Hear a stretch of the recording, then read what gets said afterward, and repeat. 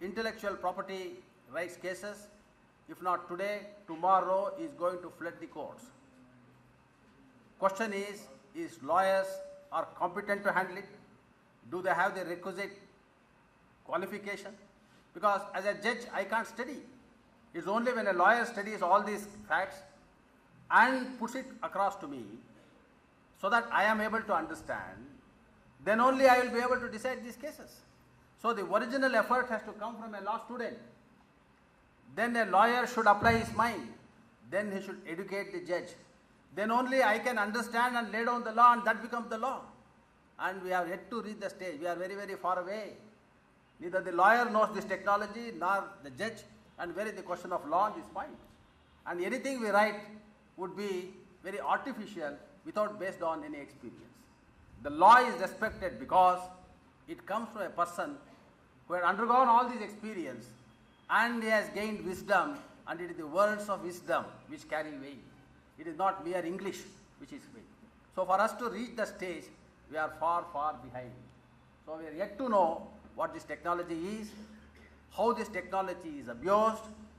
First of all, we should know that abuse of this technology results in an offense. That itself we do not know.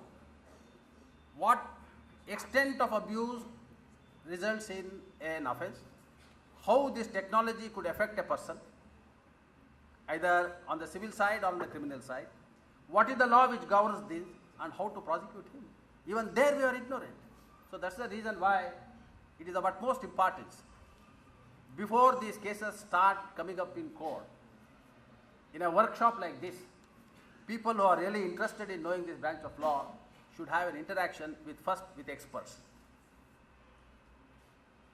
The problem with the experts is they know the science, they know everything, but they will not be knowing how this matter is to be prosecuted in a court of law. That's where the role of a lawyer comes. So before the lawyer thinks of prosecuting a matter, he must know the scientific background. Then he should be able to give a legal framework. When both these persons have made up their mind, then the role of a judge will come. It is they who have to educate us, and through education we should be able to see, after seeing both the ways, what is the best for the society and what is the law to be laid down in this direction. As I said, we are far, far behind in achieving this object. Therefore, whenever I get an opportunity to a seminar like this, I don't miss, not because I want to come and deliver a lecture. That's an opportunity for me to learn something about, because today I can't go to a college, I can't go to a teacher and ask him to teach. We just don't have time. So therefore, these are the occasions when experts in the field take the trouble of explaining to us the intricacies of this particular subject. It will be of utmost importance to take advantage of the opportunity and equip ourselves in this particular branch. I am glad to see a sizable number of policemen who are present here, and really I appreciate the interest they have shown, because today the crime in the society has increased manifold.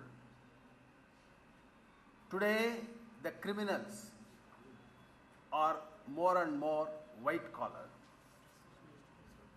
and the criminals are more and more intelligent when compared to our police force. Those days of using a lathi or a weapon to detect crime is gone. We have been seeing every day in the newspaper. The best piece of information on which these crimes are detected is a computer. A mobile phone. So it is the mobile phone which is giving them the clue in every aspect. So how to read a mobile phone? Unless a policeman is equipped to know what a mobile phone is, how it works, what information he can get it from that, the entire system will not work. Yesterday we saw that Calcutta case, that man was found with a mobile phone. Now that has been opened, and that is giving us a clues.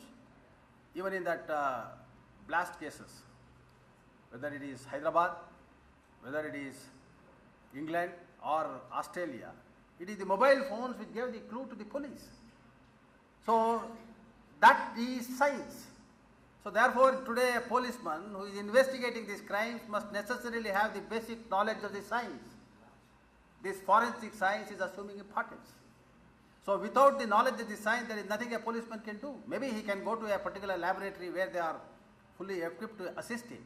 Again, he must know what clues to take from the place. So therefore, those days of policing, showing the muzzle power to get at the truth is gone.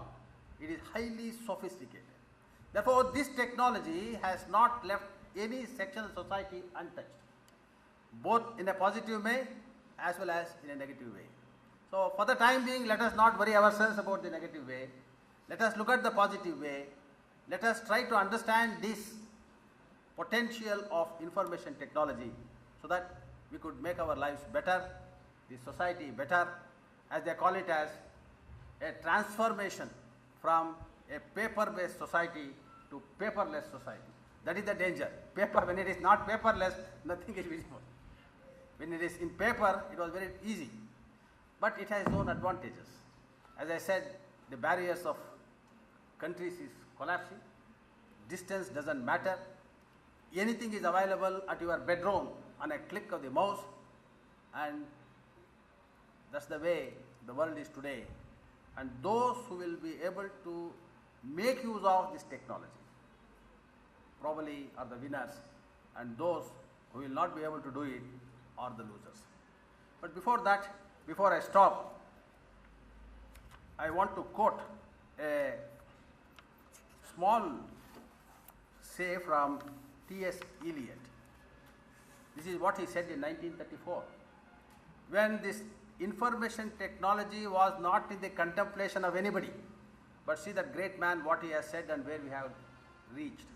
He says, where is the life we have lost in living? Where is the wisdom we have lost in knowledge? Where is the knowledge we have lost in information? So that should not happen. This information should be helpful to our life. In the garb of collecting information, we should not forget the ultimate life, the way of life which we have to live.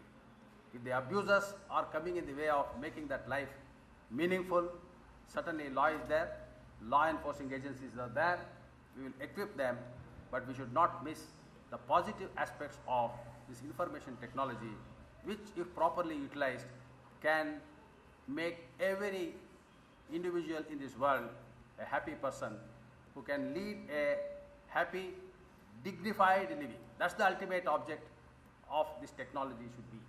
A technology which helps a man to lead a dignified life irrespective of the social strata from which he is coming.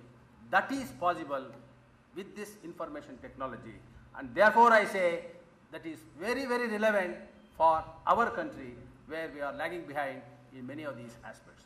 For many of the ills, probably a proper utilization of information technology would be an answer. Thank you. Thank you, sir, for sharing your valuable thoughts with us. Now, may I call upon Dr. C. Rajshekhar, Dean and Chairman, PG Department of Law, Karnataka University, Dharwad, guest of honor of this workshop, to address this gathering.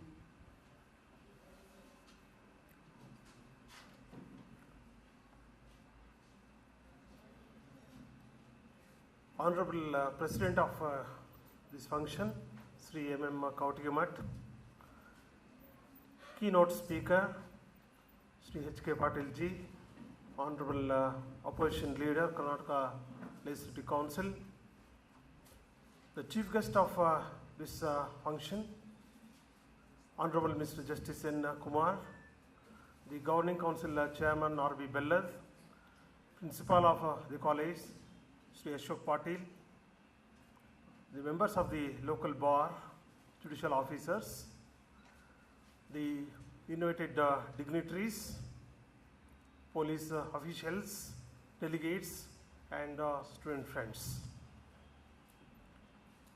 As Dean of the Faculty of Law, I strongly feel that the best thing that has happened to the Faculty of Law in the state of Karnataka is the establishment of this KILPAR, Karnataka Institute for Law and Parliamentary Reform. And this KILPAR is the product of the vision of Sri H.K. Patil ji. It was Patil ji who envisaged this beautiful research oriented organization when he was the law minister. I don't hesitate to say that during his tenure as a law minister, lot of things were happening for the benefit of the law faculty. It was he who initiated the establishment of the law university, and if he had continued for a few more days, perhaps by this time we would have our separate law university. Unfortunately, it did not happen, and we are keeping our finger crossed whether this dream of Patil ji would materialize in the near future or not. But I am hopeful that that will be definitely in place after a few days or months. And under this aegis of KILPAR, many national seminars, workshops have been envisaged, and it is mainly due to the able stewardship provided by the first director G. Dakshinamurthy. I really appreciate Sri H.K. Patil ji in selecting a very right person to head this institution, because when any new institution is established, the few steps which the institution takes during its initial years of or period of existence are very, very vital. Whether that organization is going to be effective or will function effectively or not depends upon the decisive steps which the persons who are at the helm of the affairs of the institution take. And I have no hesitation to say that this KILPAR is doing a wonderful job. As I have already told you, in different parts of the state of Karnataka, law colleges are being encouraged to conduct national seminars, workshops on different areas of law. And the areas which are chosen are contemporary and socially relevant. Just 2 days back, I attended a similar event in Bangalore, organized by KILPAR in association with the University College of Law, Bangalore. It is on the theme democratization, strengthening democratization of law making process. We had a very wonderful opportunity on that day. We were exposed to beautiful expositions by some learned speakers. And today's theme, the theme of today's national workshop is again highly relevant at the present juncture. The information technology law. We all know that it is rightly said that the present era is information technology era, and this information technology has made deep inroads to all aspects of our life. It has facilitated easy carrying on of activities, different types of activities in carrying on the trade, business, in the law enforcement, in travel, in education, in research. Information technology has found its applications. So this information technology has been of a great help to all of us. But unfortunately, the uses of information technology have been quickly followed by misuse. This very information technology, which is highly useful to the society in various ways, has been misused by criminals.